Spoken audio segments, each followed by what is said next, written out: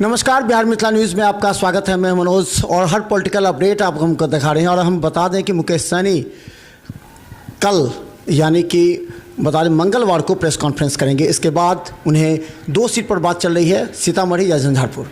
लेकिन बता दें दरभंगा की राजनीति पर हम लगातार चर्चा कर रहे हैं कि दरभंगा का राजनीति किस दिशा की ओर जाएगा, क्योंकि लालू प्रसाद यादव और तेजस्वी यादव ने ललित यादव को मैदान में उतारा है। याद कीजिए इससे पहले कौन कौन उम्मीदवार रहे हैं, लेकिन अब ललित यादव क्या करेंगे उनके ऊपर जिम्मेवारी है। लेकिन सेनापति लड़ाई नहीं लड़ता है जो उनके साथ जिम्मेवार व्यक्ति हैं, जिन पर पार्टी को पूरा भरोसा है। ऐसे में राकेश नायक हमारे साथ है, जो महानगर युवा के अध्यक्ष हैं, जिनके ऊपर जिम्मेवारी भी है। इस तरह जिम्मेवारी आप पर दी गई है, किस तरह जिम्मेवारी का निर्वहन करेंगे आप? सबसे पहले तो बहुत बहुत धन्यवाद बिहार मिथिला न्यूज़ का। एक स्पष्ट न्यूज़ के लिए हमेशा आप यहाँ की दरभंगा की बातों को बहुत स्पष्ट तरीके से पटल पर रखते हैं, इसके लिए आपका मैं बहुत बहुत आभार और धन्यवाद प्रकट करता हूँ। रही बात यहाँ पर आपने कहा कि प्रत्याशी को लेकर के और किस तरीके से हम लोग की तैयारी है उसके ऊपर, तो यहाँ भाजपा की साख दाव पे लगी है। 25 साल से जिस गढ़ में वो बैठे हैं, 99 के बाद में यहाँ की दरभंगा लोकसभा से लगातार भाजपा के सांसद रहे हैं। और 25 साल राजनीतिक रूप से बहुत होता है किसी क्षेत्र के विकास के लिए।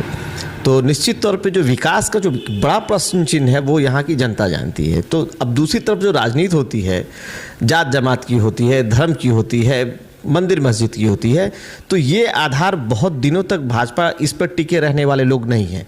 इस आधार पे आने में उनको 20-25 साल लग गया था। अब उनका जो राजनीति है 20-25 साल में जनता देख चुकी है, तो अब ये उनके पतन का समय है। तो निश्चित तौर पे राष्ट्रीय जनता दल ने जो कैंडिडेट यहाँ पे दिया है, वो कैंडिडेट लगातार 30 वर्षों से किसी एक विधानसभा से अपना प्रतिनिधित्व करते आ रहे हैं।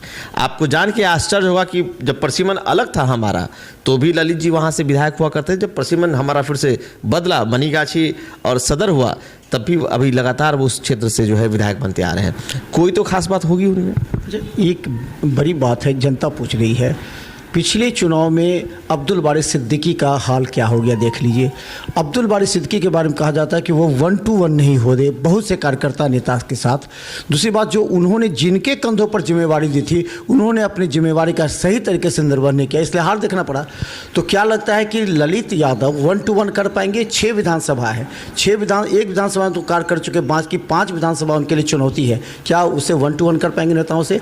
और जिसको वो सेनापति बनाएंगे, जो उनको सही तरीके से पूरी तरह लीड कर सके, ऐसे व्यक्ति पर विश्वास है, कर पाएंगे ललित जी? जी, निश्चित तौर पे कहीं ना कहीं पीछे जो हम लोगों के साथ हुआ है या जो निर्णय रहा, वो मैनेजमेंट का सीधा बहुत बड़ा फेलियर था। आज भी कैडर की, वोटर की राष्ट्रीय जनता दल में कमी नहीं है। ये आपको दिख रहा होगा जिस दिन से हमारे माननीय प्रत्याशी सिंबल लेके आए हैं, तब से लेकर लगातार जनता के बीच में और लगातार बैठक पे बैठक हम लोग की चल रही है।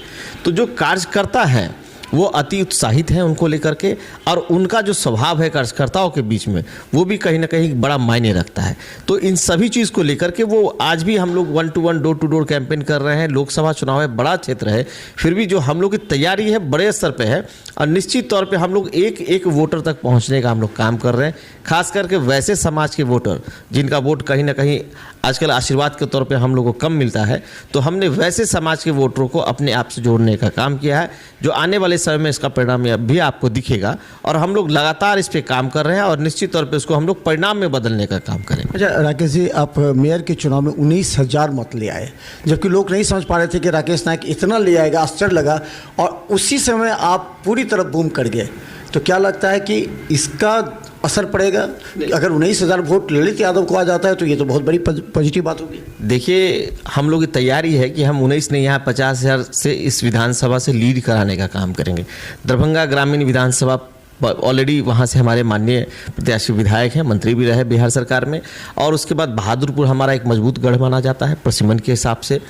शहर की जो स्थिति है, उस स्थिति में हम लोग एड़ी चोटी की लड़ाई दे करके हम लोग हर बूथ पर उनको पटकने का काम करेंगे। और इसकी तैयारी अब जोर शोर से शहर में हम लोग उसको लगा दिए हैं। जितनी भी व्यवस्थाएं हम लोगों को करनी थी कर दिया हम लोगों ने। बिरौल हमारा एक मजबूत क्षेत्र माना जा रहा है, जहाँ हम मात्र 4-5 हज़ार वोट से पिछले विधानसभा में 2020 के विधानसभा में उसको लूज़ किया हम लोगों ने। आप बहादुरपुर को भी देखिए, 2022 से वहाँ से आर के चौधरी जी चुनाव लड़े, बहुत मजबूती से चुनाव लड़े। और अगर थोड़ा सा कुछ और व्यवस्थाएं ठीक ठाक हो जाती है कि जिस कारण से भी हम लोग लूज़ किए, तो 4 ऐसे चिन्हित विधानसभा है जहां तो हम बहुत कम मार्जिन से 20 में लूज़ किए हैं। अच्छा, देखिए एक बड़ा सवाल रहता है।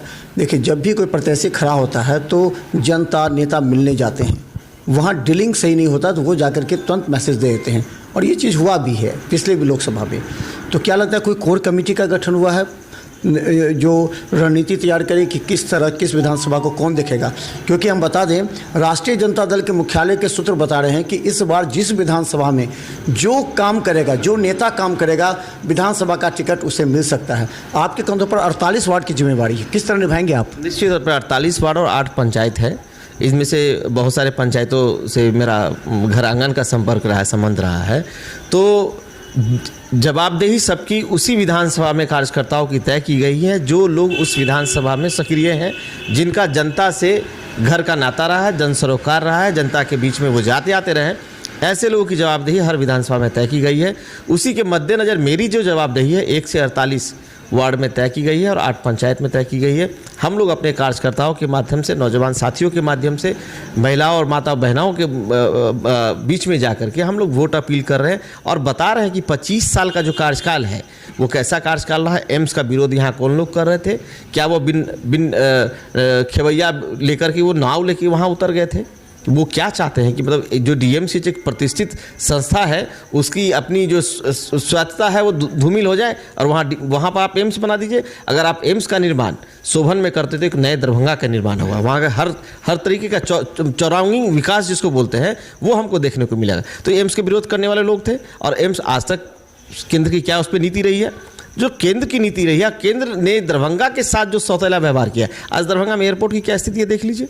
आज आपको यदि बेंगलोर जाना हो तो आप 10 घंटे का सफ़र, जो 2 घंटे का सफ़र आप 10 घंटे में सफ़र करते हैं, कहीं ना कहीं आपको कलकत्ता स्टॉपेज, हैदराबाद स्टॉपेज देना पड़ता है। आप दरभंगा में रेल की क्या स्थिति है? क्या इन्होंने यहाँ राजधानी देने का काम किया? तो जन सरोकार का एक काम मोदी जी का यहाँ ज़मीन पर आप दिखा दीजिए जो आपको यहाँ पर धरातल पे उतरा हुआ नजर आए।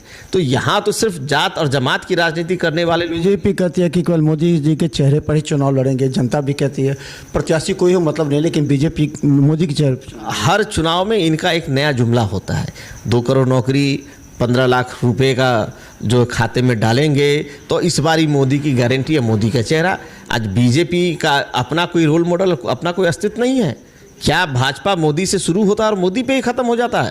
क्या सारे कार्यकर्ता उनके ज़मीन जोत हो गए? क्या सारे कार्यकर्ता जो है वो किसी काम के नहीं है? तो ये तो भाजपा की अपनी सोच है।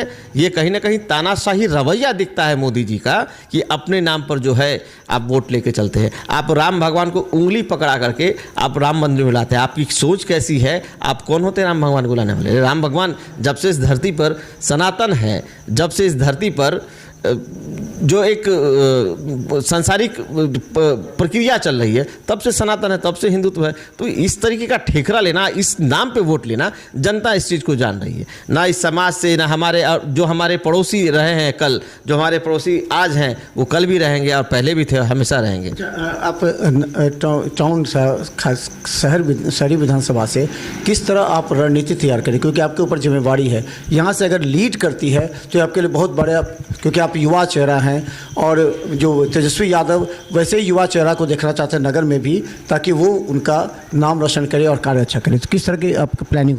निश्चित तौर पे नौजवानों में जो उमंग है, युवा नेतृत्व के पे ऊपर जो भरोसा है उनका, उस भरोसा के बीच में हम लोग जा रहे हैं और हम लोग जनता से ये पुकार कर रहे हैं, ये मांग कर रहे हैं कि आपको 5 किलो अनाज देने वाला सरकार चाहिए या 50,000 की नौकरी जिसका सृजन आपके परिवार के लोग कर सके, जिसका लाभ आपके परिवार के लोग उठा सके, वैसी सरकार आपको चाहिए। आज अगर तेजस्वी जी बचा हुआ जो कार्यकाल था उसमें भी अगर रह जाते तो मुझे पूरा उम्मीद है कि हर घर एक रोजगार तो मिल ही जाता। तो बहुत सारी नीति या रणनीति हम लोग की है जो मैं आपके मंच के द्वारा अपनी जो स्ट्रैटेजी को नहीं रखना चाहूँगा, लेकिन मैं बहुत स्पष्ट तरीके से बता रहा हूँ कि यहाँ लेयर बाइज लेयर हम लोग की टीम लगी है।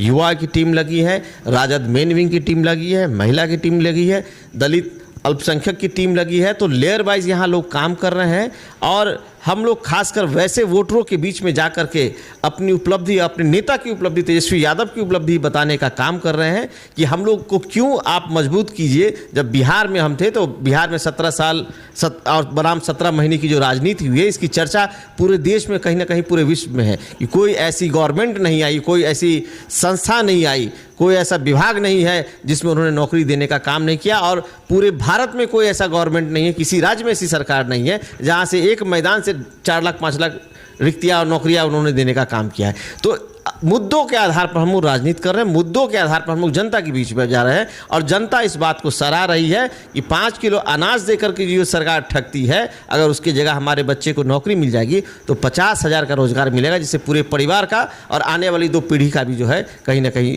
कल्याण होगा। तो चले, राकेश नायक हमारे साथ है और हमने दिखाया था आपको किस तरह जो तेजस्वी यादव का जो कार्यक्रम हुआ था पटना के गांधी मैदान में, उस समय इन्होंने पूरे लोगों के साथ, अपने समर्थकों के साथ वहां पर रात में खाना रहने का व्यवस्था साथ में लेकर गए थे। इसके अलावा तेजस्वी यादव जिस तरह युवा तुर्क हैं, उसी तरह वो चाहते हैं कि दरभंगा शहरी विधानसभा में ऐसा ही कि युवा तुर्क चेहरा बने जो कि जनता को साथ में लेकर के चले। और हम बता दें जैसा इन्होंने प्लानिंग किया है कि 3 कैटेगरी में होगा, एक युवा का होगा, एक अलग अलग कैटेगरी के विंग बना करके ये दरभंगा का 48 वार्ड और 8 पंचायत में काम करेंगे, ताकि आने वाले समय में न सिर्फ लोकसभा में लीड करें बल्कि विधानसभा में भी इनकी जिम्मेवारी तय हो। देखते रहिए बिहार मित्र न्यूज़, क्योंकि हर अपडेट हम आपको दिखाएंगे। धन्यवाद।